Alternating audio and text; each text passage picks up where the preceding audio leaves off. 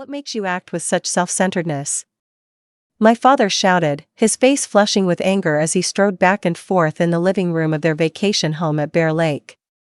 Your sister requires those funds for her new entrepreneurial endeavor.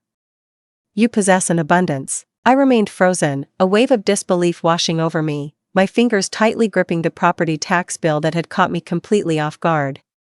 What began as a simple Sunday dinner evolved into an intense inquiry regarding my perceived lack of contribution. My name is Claire Walsh, and at the age of 33, I have crafted a thriving career as a self-taught day trader. Wealth was not my inheritance at birth. All that I possess has been acquired through endless nights of diligent study of market trends and the art of taking measured risks. For 5 long years, I had been silently shouldering the burden of property taxes on my parents' vacation home, managing my younger sister Jessica's car payments, and financing our family vacations without uttering a word of discontent. It was my means of expressing gratitude to the family that nurtured me. At least, that was my assumption.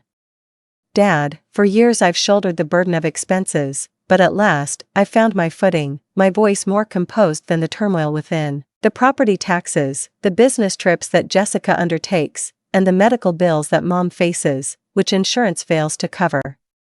I have never sought anything in exchange, yet I find myself unable to continue this indefinitely.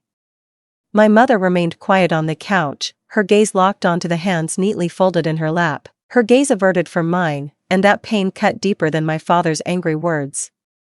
We provided you with everything as you grew up, Dad persisted, completely disregarding my words. So, in our time of need, you choose to walk away? As your sister endeavors to carve out her own path? It was then that my gaze fell upon the envelope resting on the coffee table, its presence only partially obscured by a magazine. A corner of an official-looking document emerged, revealing the bold words, Trust Fund, and Jessica Walsh. My stomach plummeted. I seized the envelope before my father had a chance to intervene. Claire, that's private, he retorted sharply, yet the moment had already slipped away. As I perused the document, my hands quivered, the stark reality unfolding before me in chilling, legal terminology. My father established a significant trust fund exclusively for Jessica, and Jessica alone. The very father who had insisted for years that funds were insufficient to support my college tuition, compelling me to juggle multiple jobs alongside my studies, is the same man who now anticipates that I will finance their extravagant lifestyle while covertly securing my sister's future. When were you planning to share this with me? I murmured, a chilling clarity enveloping me. In an instant, the tapestry of my existence unraveled, revealing the threads of favoritism, the disparate expectations, and the relentless demands cloaked in the guise of familial duty. In that moment, I realized that a transformation was imminent.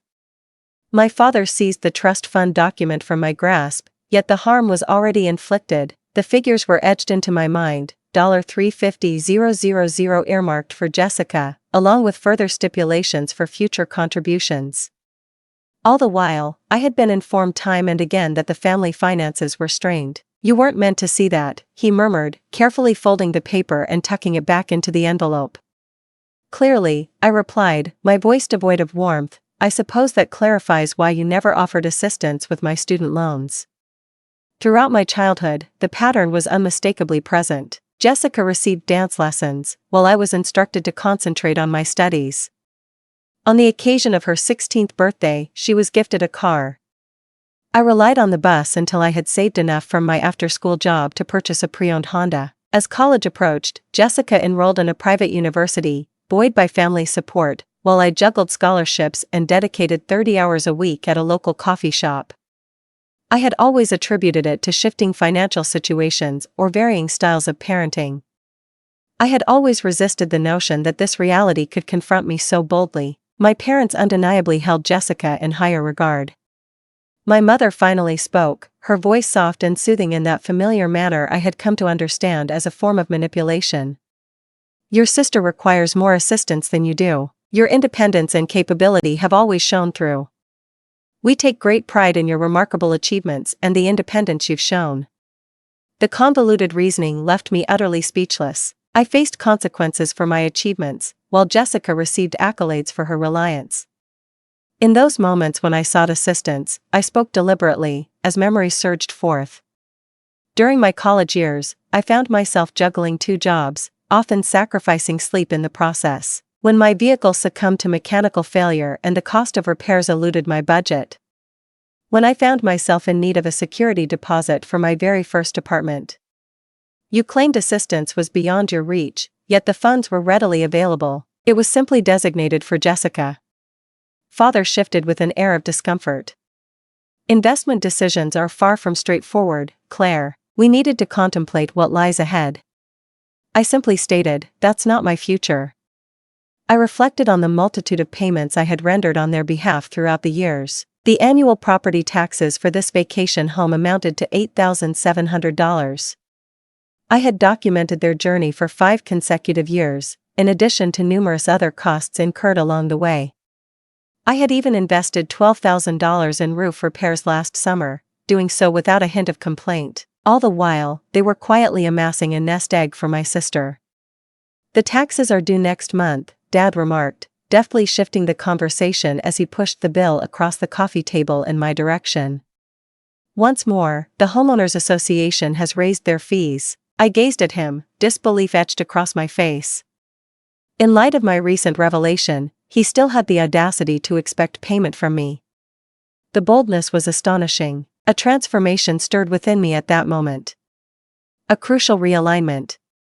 I had been made a fool, but that chapter closed today. I'll take care of it, I murmured, reaching for the bill. My father appeared to unwind, oblivious to the determination reflected in my gaze. The journey back to my downtown Salt Lake City apartment felt like a haze. The once serene, snow-capped mountains now towered ominously, casting a shadow of accusation against the encroaching darkness of the sky. I had been utterly foolish. Upon arriving home, I chose to disregard the persistent ringing of my phone, likely my father checking in to ensure I wouldn't backtrack on the property tax bill, and instead, I retrieved my laptop. With trembling fingers, I unsealed a folder I had painstakingly curated over the years, never imagining the moment would arise for its contents to be unveiled. The spreadsheet that unfolded before me showcased the countless dollars I had invested in my family's needs. 5 years of payments for property taxes, $43,500. I had assumed responsibility for Jessica's car payments when she asserted that she was unable to manage them. $17,680. What about the new roof on the vacation home? $12,000. My mother's knee surgery incurred medical expenses that were not covered by insurance. $8,200. Vacations with family, all financed under the pretense of being gifts. $22,450. The sum left me feeling utterly nauseated. $103,830 across a span of 5 years. Meanwhile, my parents discreetly channeled funds into a trust for my sister. As I perused the electronic records of checks, transfer receipts, and heartfelt messages expressing gratitude for my kindness, every instance now seemed to stand as a testament to my own naivety. A message from Jessica illuminated my phone screen with a soft ping. Father mentioned that you're proving to be quite challenging regarding the taxes. Refrain from acting solely in your own interest, Claire. I chuckled with a hint of bitterness. Naturally, she would align herself with their perspective. What could possibly hold her back? Throughout her life, she had enjoyed the privileges that came with their favoritism. A further message from my father. Your expertise is essential for handling those taxes. We trust you to rise to the occasion. Thank you, but I must decline. No recognition of my prior contributions. The mere anticipation that I would persist in funding their way of life as they constructed my sister's future. The following morning, I phoned in sick to my home office and made my way to Simon Klein, the financial advisor who had guided me in constructing my investment portfolio after I began earning significant income 3 years prior. This is quite an impressive list, Simon remarked, as he examined my spreadsheet detailing the family's contributions. His eyes grew large at the sight of the total. Have you truly never sought repayment? They are family, I stated with quiet conviction. My intention was to offer assistance. Simon took off his glasses and regarded me with an earnest expression. Claire, your kindness is commendable, yet this cannot continue indefinitely. You are obstructing your own financial prospects while supporting those who rely on you. This situation is not conducive to well-being for any of you. It is clear to me now, I murmured softly. I recently learned that a significant trust fund has been established for my sister, while I am left to bear all these expenses alone. Simon's countenance grew somber. That alters the landscape. Over the course of the next 2 hours, we meticulously crafted a plan. I require thorough documentation, notarized statements detailing all my contributions, formal receipts, and a comprehensive accounting of everything I have provided. Simon put forth a recommendation for his colleague, David Hernandez, a forensic accountant with a focus on financial disputes. Are you certain you wish to embark on this path? As our meeting drew to a close, Simon inquired. Disputes within families regarding finances can escalate rapidly into turmoil. My mind wandered to the trust fund document, reflecting on the years of being told there was insufficient support for me while Jessica was granted everything. I recalled the property tax bill my father had slid across the table, expecting me to take care of it without question. I am certain, I declared, my voice more resolute than it had been in days. It is essential for them to grasp the full extent of my contributions over the years, as well as the consequences that will ensue when that contribution ceases. As I exited Simon's office, a sensation washed over me, one I hadn't felt in years regarding my family. Strength. A week had passed since I stumbled upon the trust fund, and there I was, seated in David Hernandez's office, enveloped by towering piles of documents. The forensic accountant had been meticulously arranging my financial contributions to the Walsh family throughout the last 5 years. David observed the documentation with admiration, meticulously sifting through the bank statements and receipts. Few individuals maintain such meticulous records. The foundation of my day trading experience has fostered a strong commitment to meticulous record keeping. Each transaction, each transfer, every expense, all carefully documented and classified. What is the final tally of the costs? I inquired, bracing myself for the response. David deftly pushed a document across his desk. The ultimate count proved to be far more disheartening than my preliminary estimates suggested: $118,745. The extra $14,915 represents the interest you've forfeited by reallocating these funds away from your personal investments, he clarified. Considering the performance of your portfolio during this timeframe, that appears to be a cautious assessment. I nodded, a peculiar blend of vindication and sorrow washing over me. The figures rendered the treachery palpable, irrefutable. What comes next? I inquired. It hinges on your desires, David responded.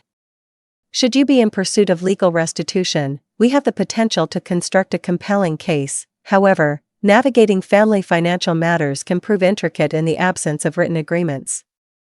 If your intention is to document this for personal closure or as a point of reference in family discussions, we can certainly create a detailed financial statement. I suggested the second option. At this moment, while David meticulously arranged the documentation, my phone vibrated with incoming text messages. Father, I have yet to receive the tax payment. The deadline is drawing near. Jessica, Father mentioned that you're proving to be quite challenging regarding finances. Considering everything they have done for you? Is that so, Claire? I muted my phone, choosing not to reply. Allow them to ponder. 3 days later, a notarized financial statement arrived from David's office. The document meticulously outlined each cent I had contributed to my family over the past 5 years, organized by recipient, purpose, and date. The document encompassed an assessment of the forfeited investment opportunity, accompanied by a declaration from Simon Klein affirming the authenticity of the analysis. That very evening, a call from my mother came through. Claire, your father is worried about the property tax payment, she began, her voice carefully controlled to mask any underlying tension. The deadline approaches next week. I'm aware of the deadline, Mom. So, will you take care of it? Your consistency in these matters has always been commendable. Her voice, laced with a casual assumption, sparked a fire within me. 5 years of payments, yet not a single word of gratitude.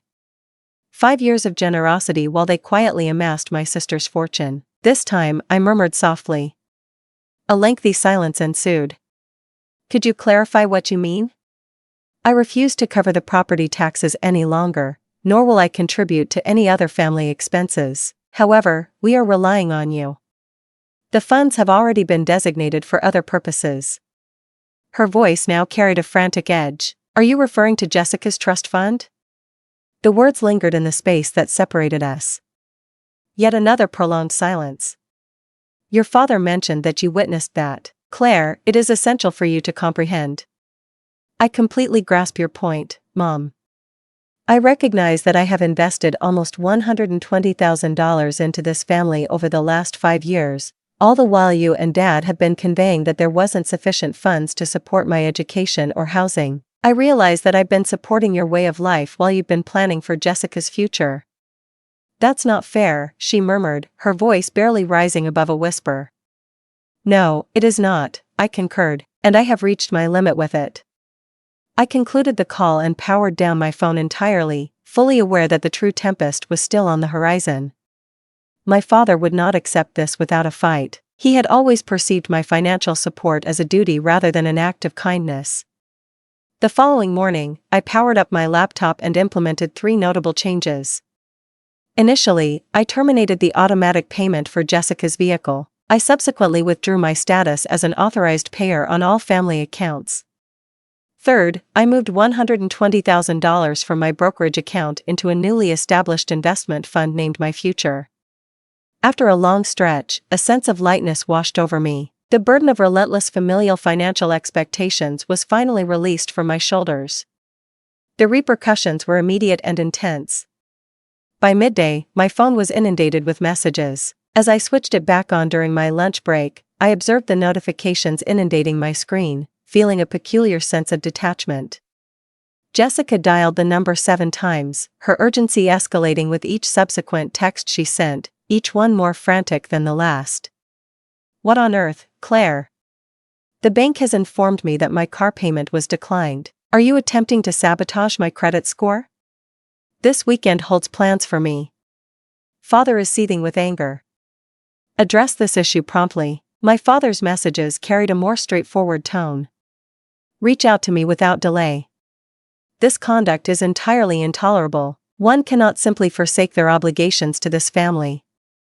I turned a deaf ear to their distractions and concentrated solely on my trading day. The markets danced unpredictably, demanding my undivided focus. It was only after I had closed my positions that I finally listened to the solitary voicemail my mother had left behind. Claire, I implore you. Her voice quivered. Your father is utterly distraught. The property tax notice arrived bearing a caution about a late fee. Jessica is unable to fulfill her car payment obligation. Her vehicle will be lost to her. Your actions remain a mystery to us. Whatever has troubled you, I'm here to listen and discuss it. We kindly ask that you return our call at your earliest convenience. The trust fund issue remains unacknowledged. There has been no recognition of the years I have provided financial support, merely an insistence to return to the familiar routine. As I crafted a thoughtful reply, the intercom suddenly buzzed to life. The voice of the building's security guard resonated through the speaker. Ms. Walsh, your father has arrived and is insisting on seeing you. He is rather persistent. A knot formed in my stomach. Inform him that I am currently unavailable. He insists he won't depart until you make your way down. A deep sigh escaped my lips. If he declines to depart, then contact the authorities. Indeed, madam. 20 minutes later, a message arrived from an unfamiliar number. It was my cousin Lucas. I just witnessed Uncle Richard being escorted out of your building by security. What is happening? Are you all right? It had been months since I last exchanged words with Lucas. I replied with a message. I am well. A discord regarding family finances. His reply took me aback. It's high time you asserted yourself against them. The disparity in how they've treated you compared to Jessica has been unjust for years. My gaze lingered on the screen of my phone. I had always believed that the rest of the family remained oblivious to the difference. The endorsement from Lucas took me by surprise and resonated profoundly within me. The doorbell chimed at precisely 7 p.m. I peered through the peephole, catching sight of Jessica outside, arms folded and foot tapping with impatience. I swung the door wide, yet held my position, obstructing the passageway. What is it that you desire? What is it that I desire? She echoed, disbelief etched across her features. I would like you to clarify the reasons behind your sudden erratic behavior. The payment for my car has failed to process. Father mentioned that you are declining to cover the taxes for the lake house. Indeed, I replied with a sense of tranquility. What is the reason behind this? What seems to be the issue? The issue lies in the fact that I have poured nearly $120,000 into this family over the past 5 years, all the while Dad has been discreetly supporting a trust for you. Jessica's expression wavered momentarily. Initially astonishment, followed by remorse, and then a surge of protective fury. She maintained that it was different. The trust serves as a foundation for my future. That security is essential for me, and I do not? You've always been the smart one, she remarked, as though that clarified it all. You have embarked on your illustrious trading career. I am still in search of my journey, at the age of 31, Jessica? As I cover your car payments and finance our family getaways? Her cheeks turned a deep shade of crimson. You've always kept your thoughts to yourself. I was unaware of the subtle manipulation at play. I was unaware that as I was depleting my accounts to support the family, Dad was quietly channeling funds into your trust fund. She mumbled, it's not that much money. A sum of $350,000 carries considerable weight. Her eyes grew wide. How can you be so certain? I laid my eyes on the document. A moment of quiet lingered in the air between us. Then, in a surprising turn, Jessica opted for a different approach. Her expression became gentler as she extended her hand toward my arm. I see, Claire, that you're feeling quite distressed, yet, we are bound by the ties of family. Your assistance is required. Father expresses that without the tax payment, there is a possibility of losing the lake house. I withdrew, severing the connection between us. That issue no longer concerns me. Would you really allow them to forfeit the vacation home? Where did we while away our summers? What makes you so distant? I gazed at my sister, truly gazed, and perceived the entitlement that had been nurtured throughout her entire existence. She truly struggled to understand my decision to cease financial support for the family. They possess choices, I remarked.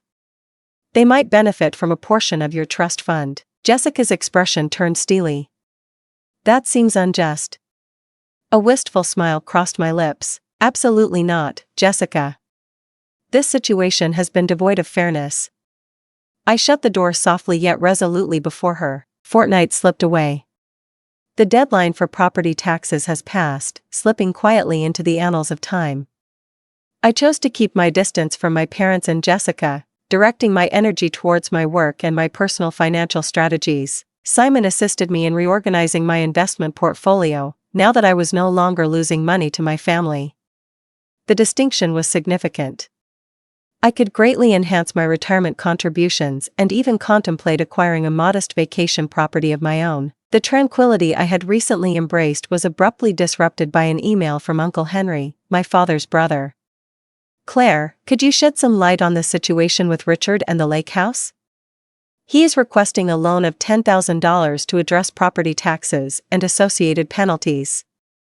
It was mentioned that you have decided not to assist the family any longer. This doesn't seem to resonate with your usual voice. I found myself gazing at the screen, a sardonic chuckle slipping from my mouth.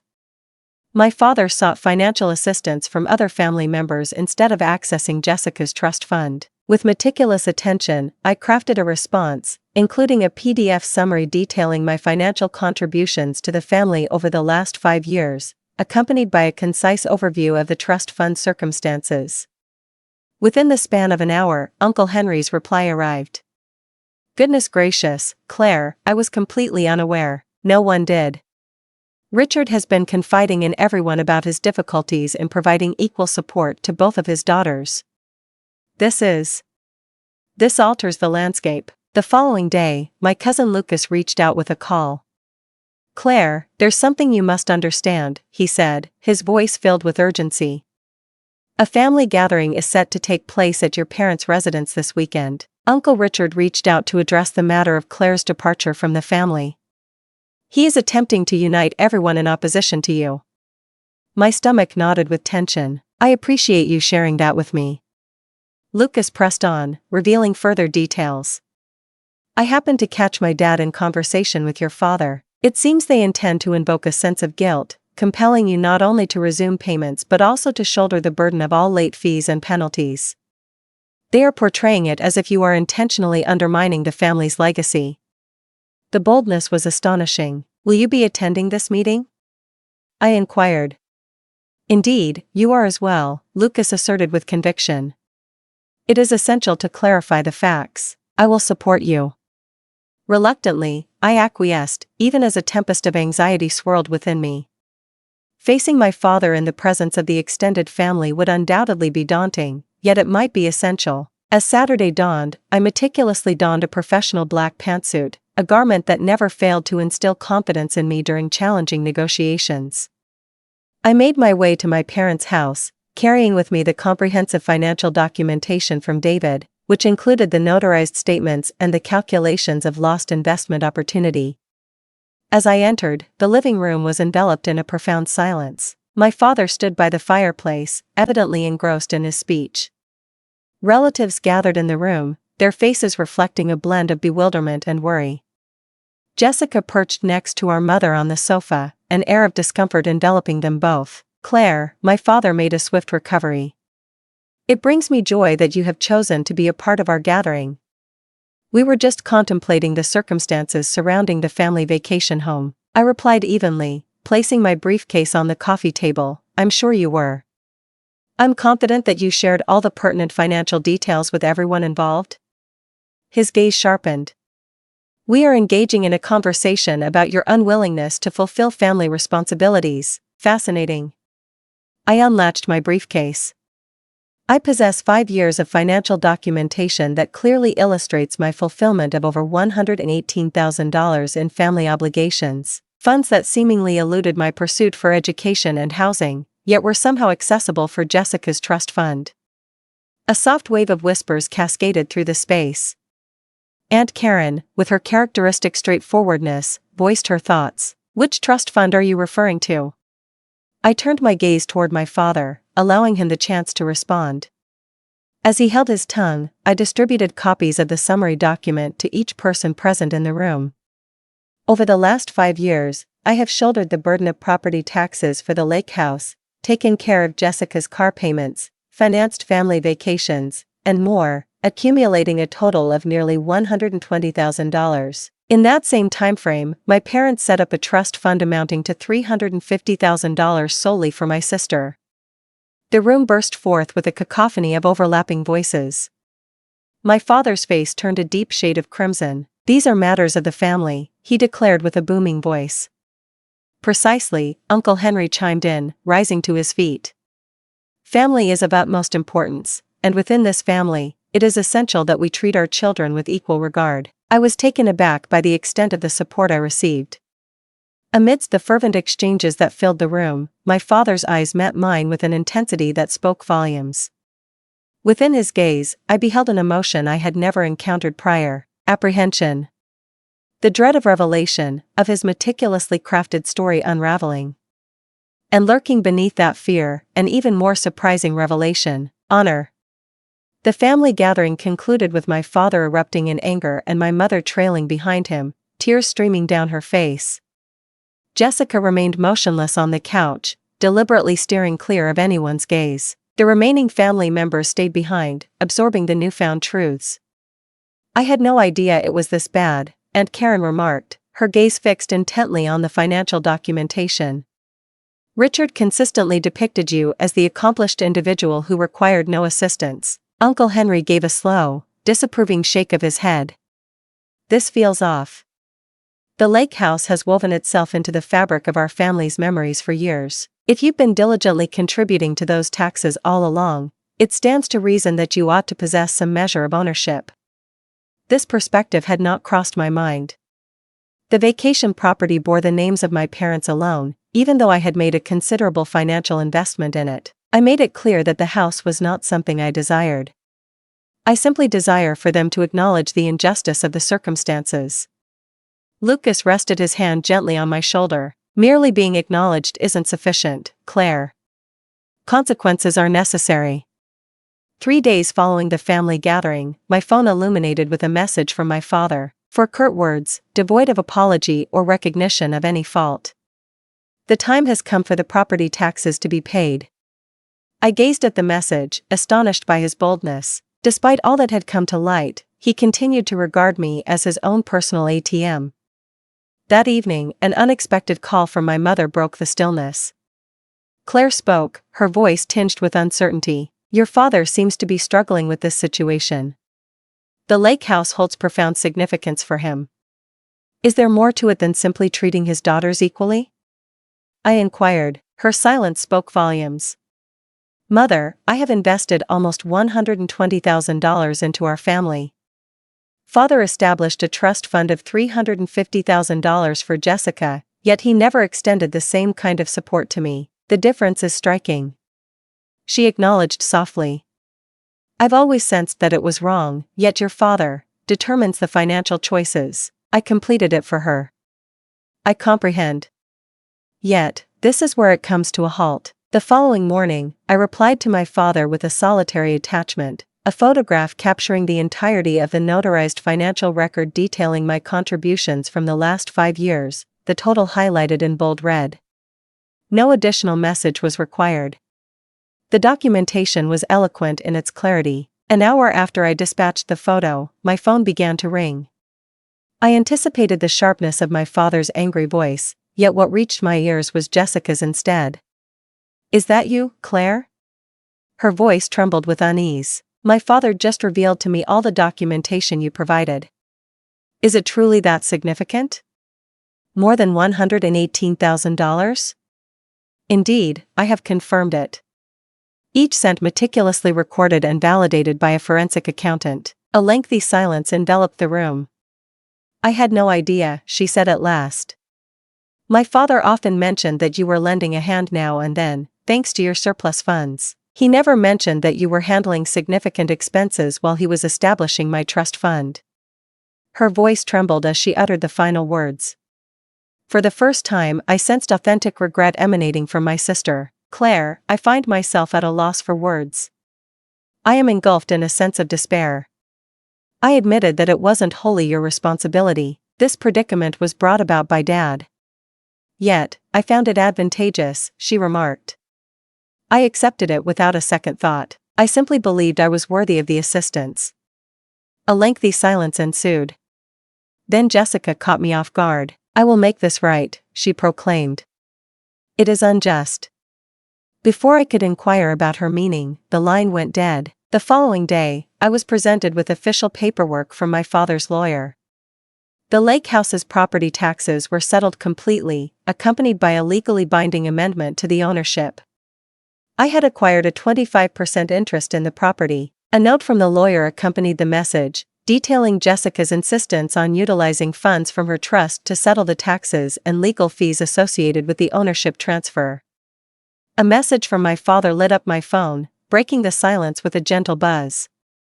This was not required. Family supports one another. I chose not to reply. His message laid bare a persistent ignorance, or perhaps a willful denial, of the inherent injustice woven into his actions. Moments later, a new message came through. This piece comes from my mother. Your father is facing challenges with this. However, I want you to understand that I take great pride in your courage to advocate for yourself. I ought to have taken that step long ago. Once more, as the evening settled in, Jessica reached out with a call. She mentioned that she had requested Dad to divide the trust fund equally among us. Initially, he declined, yet Uncle Henry and Aunt Karen lent their support to my cause. He is scheduled to meet with his financial advisor tomorrow to finalize the arrangements. A sense of relief washed over me.